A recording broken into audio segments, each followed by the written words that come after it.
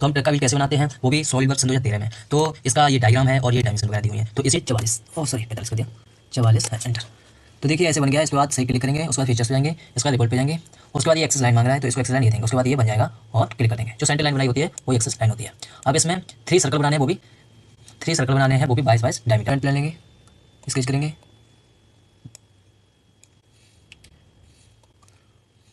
For construction line, इसमें dimension करेंगे centre line और इसको 86 करेंगे।